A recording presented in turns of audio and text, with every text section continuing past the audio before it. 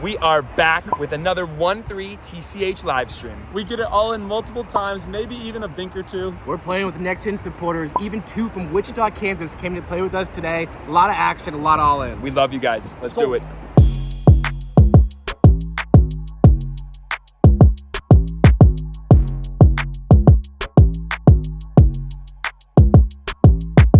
Guys, this is not a typical 1-3 game. Not only do we have some really fun action players, but we also upped the buy-in from 500 maximum to match the stack. Things get started early with the raise from Brandon with pocket nines to $20. Eric calls with his suited ace, and DFS puts in a 3-bet with his suited ace queen to $75 before it gets to me in the small blind. How about pocket kings? What a good spot to pick up a hand.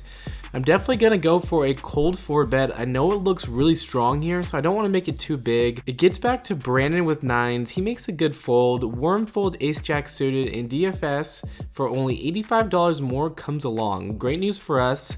Flop comes 6 king 8, just flopping the nuts. How about that? I think this is a great can to slow play, so that's what I do. I check and DFS checks it back. Turn is the 10 of clubs. He doesn't have much more. He actually has less money than the pot, so I think about going all in, but I decide to bet small to try to get him to call with a hand like ace queen, ace jack, ace 10 even. DFS looks like he wants to do something here, but he makes a disciplined fold. I wish I would maybe win it to like $90 here, but obviously happy with that first hand and taking home the pot. All right, guys, we get off to a slow start. I'm not going to lie, we didn't pick up a hand for the first 45 minutes of the stream. Luckily, the textbook straddle and double straddle to 25 are on here, and that gives us some good energy. We see the hijack limp to 25, and we wake up with ace queen. I open to $100, and the small blind says that is not enough, and 3-bets to 225. It folds back to me, and this is a wild welcome to my first playable hand. I have to call 125 to win 388. I'm getting over 3-1 on a call here, only needing about 24% equity to call profitably. As you can see, I'm dominated in this specific spot, but I still actually do have 25% equity. If he 3-bets from the small blind with hands like jacks, 10s, 9s, or 8s, we will have a lot more equity. Yes, queens, kings, and aces are totally in his range too, but we do block some of those combos. Now, looking at this from an exploitative standpoint, Clark and I actually have a history. He knows I'm a tight player, and he has made a crazy big laydown to me in the past. Let's show a clip of that right here. He makes the fold. Wow, wow, wow. Great fold, Clark. I think there is potential for me to win this pot with timely aggression as well if the circumstances call for it. For these reasons, I make the call. So let's head to the flop with 513 in the middle, and it comes jack 10 jack with 2 diamonds. And Clark checks. This is an intriguing spot as I think we can really put pressure on his middling pocket pairs like 8s or 9s. It'll throw ace king into the blender. And hey, we've seen him fold hands better than all of that to me before. I've got about a half pot size bet left, and I go for it. All in with ace high, and Clark goes into the tank. He thinks for over a minute, the longest minute of my life, before making the call. Have you guys ever got caught bluffing and just felt a dagger go through your heart as the calling chip is tossed in? That is me right now. We agree to run it twice. Let's see what happens. Oh, and that's a chop on the first board.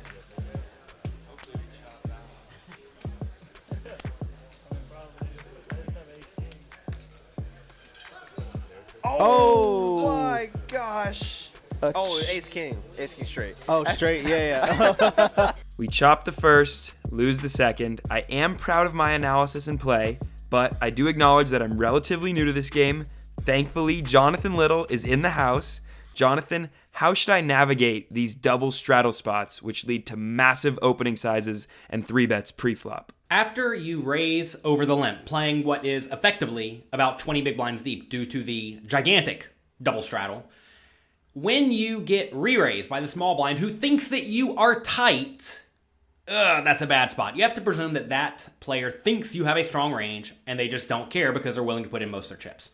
I'm not going to say you should go around folding overly strong hands like ace queen because you're effectively playing 20 big blinds deep, but this is not a great spot. I probably would have just put all of my money in reluctantly, because what's going to happen on a lot of boards is you're going to have decent equity. I mean, imagine you're against a hand like pocket jacks or pocket tens, and the board does not give you an ace or a queen. You're still in okay shape with 6 outs. And every once in a while, your opponent will show up with some random insane bluff. I don't think it's going to happen all that often. Or maybe they have a hand like pocket nines that will actually fold if you go all in, which would be a huge success. Ouch, Rosie. Love the aggression, but somehow Clark just couldn't find the fold button.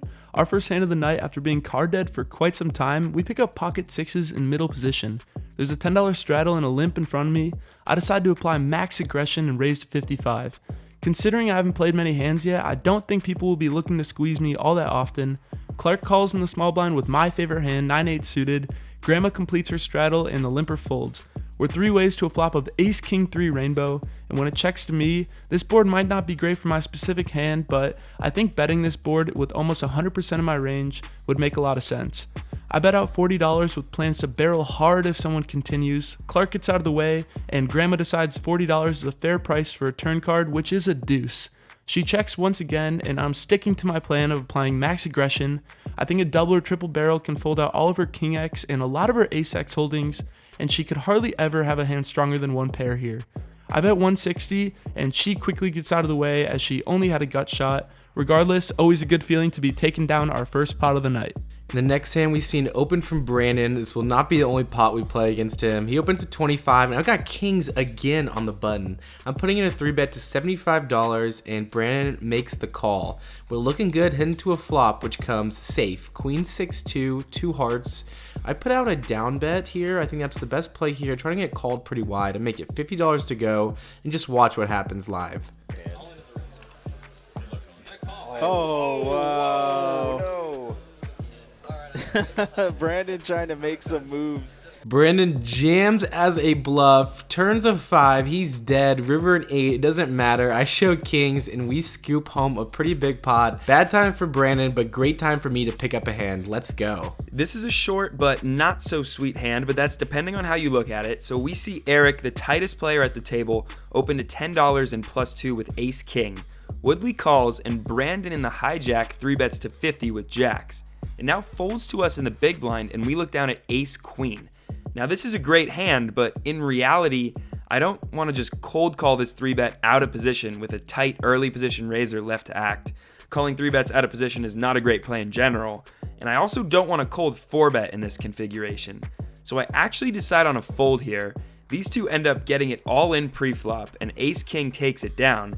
And it's actually super encouraging to see that our read on the situation was correct, and we only lost $3 when we could have lost a lot more. Everyone loves a good fold. Nice read, Rosie. This hand, there's a $10 straddle on. We face 3 limpers before looking down at a suited double gapper, 7-4 diamonds in the big blind. Certainly could just fold this hand, but on stream, if you're able to make a big hand, especially if it's disguised, people tend to have quite a hard time folding. I call for $7 more, and the straddle decides to check his option. Flop comes king high with a diamond and a 7. Not too bad overall, but I started off with the check and it checks around. Turn brings in the ace of diamonds and we're improved to the good old pair plus flush draw combo. This time I decided to place a bit of a feeler bet out there for $20. This might fold out some 10x and better 7s, and who knows, we can always just bink our flush or barrel as a bluff on some connecting river cards. And get called we do by DFS and Woodley. At this point, I know my 7 is no good, and all that doesn't matter anymore when the river rolls off a board pairing, but flush completing, king of diamonds. The pot is $100, and I settle for a bet of $80. DFS Brat snap folds his pair of aces, good fold man, and Woodley considers getting devious with his missed gut shot, but decides better and lets his cards go as well. Looking back, I think a smaller river bet makes much more sense. We can get ace high to call more often, and might even get a few raises from trip kings and allow them to value on themselves. A smaller bet might have also induced Woodley to pull some sort of crazy move. Oh well, on to the next one. There's a $10 straddle in this hand. We see Worm make a call in +1, DFS in +3 raises to $40, and Rosie in the low jack makes the call. The pot is already big as I look down at king 10 suited in the hijack. I have a stack that allows me to go for an aggressive play. I think this is a great candidate to go for a 3-bet squeeze. I make it 115 to go. and it folds all the way back to DFS. At this point, I was wishing I win a little bit more. I think the optimal sizing is like 130 or 140 here to really get him to fold hands like pocket nines. But I think he's getting just a good enough price to make the call. That's what he does, and Rosie makes the fold. Rosie calling really enticed me to make this play because he's never going to just call with his really good hands in this position. So that's why I went for it. Heading off to a flop, King 2-7. DFS checks to me, and I considered checking this one because this is the worst king I'll have here. But I decided a small bet is warranted. I make it $85 to go. After making this bet, let's just go live because something unexpected happens. Maybe not king queen. Oh.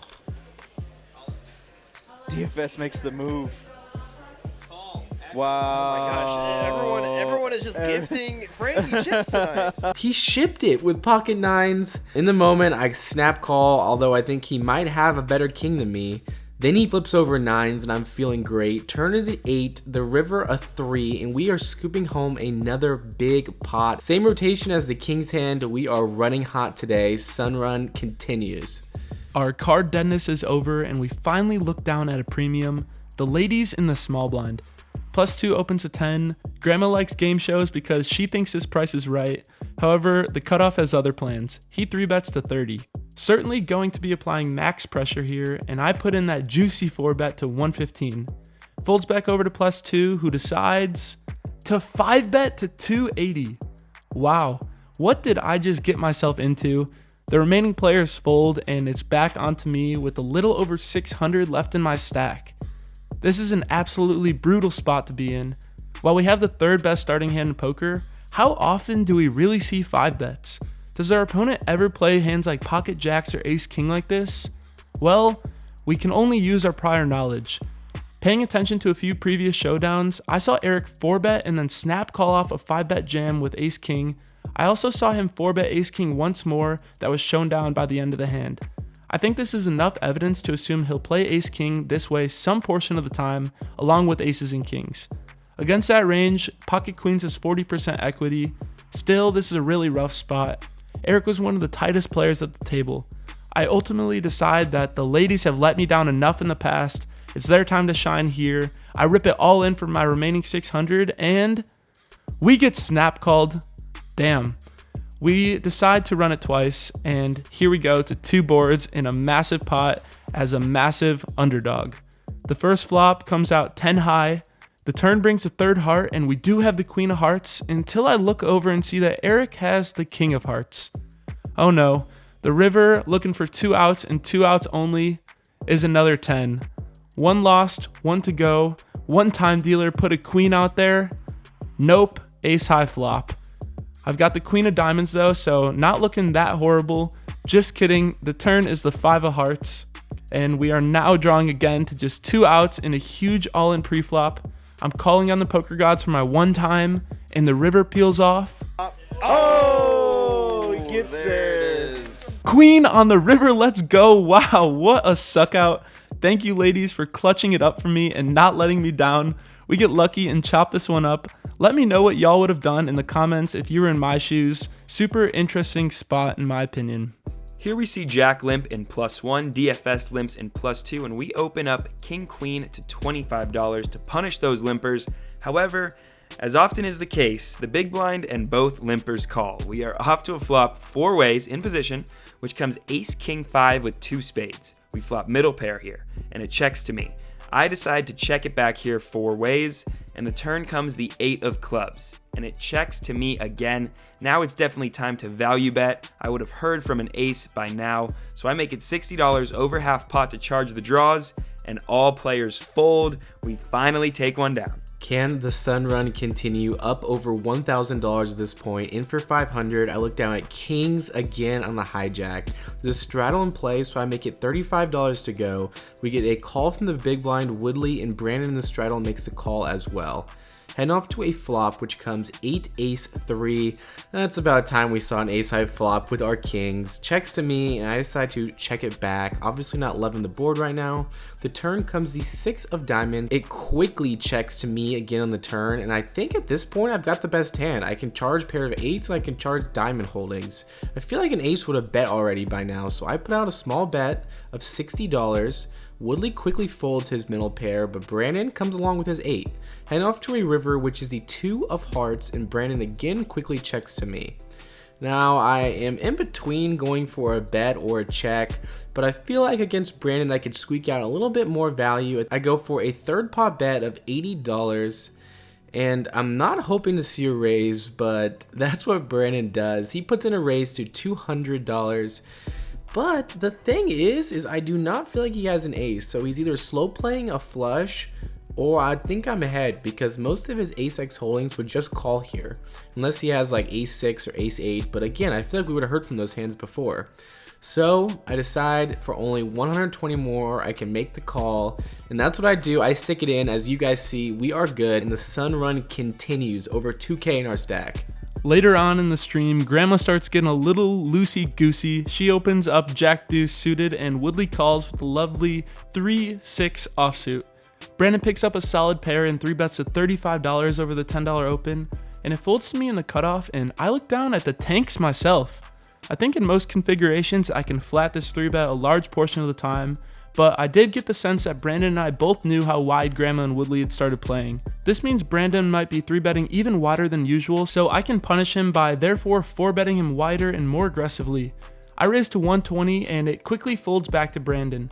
Some metagame must be going on here because he doesn't even hesitate before repopping it to $400, facing another 5-bet. Wow, this is quite an annoying spot, but I will have plenty of stronger hands I'm 4-betting to continue against this 5-bet. I fold and he shows me that he did me absolutely dirty by getting me to fold off the same hand. I pat the table to show some respect, but in my mind I am looking for revenge. And you can tell that by the very next hand when Brandon opens, and I immediately go for the 3-bet to 45 with ace-9 offsuit. Definitely not the best candidate, but I am trying to get back at him as well as play pots in position versus him. Everyone folds back to him and he calls the raise. I'm looking forward to battling, and the flop comes Jack-Jack-8. He checks and I place a small continuation bet. As you can see, once again, Brandon is not looking to fold as he floats with his 6-high and a backdoor draw. Turn double pairs the board and he checks once again. I check this one back and we see a king on the river. Brandon knows his 6-high isn't going to be the winner and he places a very value looking bet of $75. Kind of an odd spot, but if we really analyze the hand, I'm not sure what strong hands he could have besides a rivered pair of kings.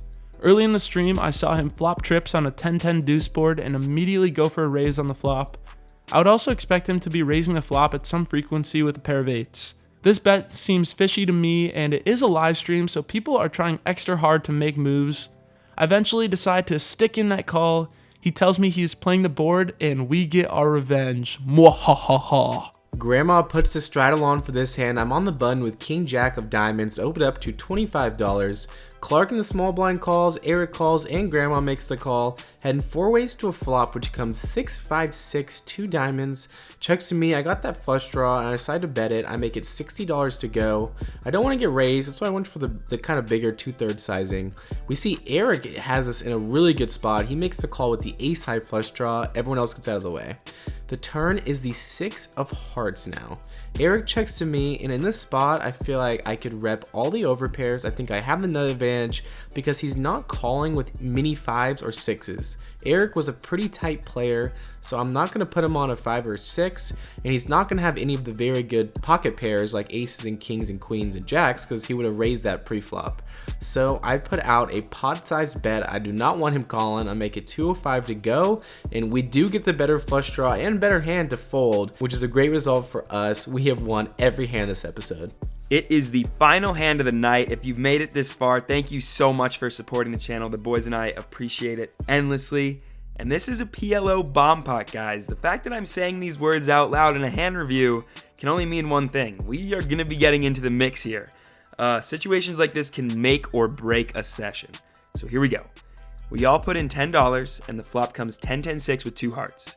It checks to me and we look down at ace-10-5 with 2 hearts. We have top trips, which is the third nuts here. The third nuts is pretty good, so I say the magic word, pot, for $90. Clark, my nemesis, makes the call, and as you guys can see, but I unfortunately can't in the moment, he has gone and flopped the first nuts. So this is going to be fun. Everyone else folds, and we are heads up to a turn, which is the queen of clubs.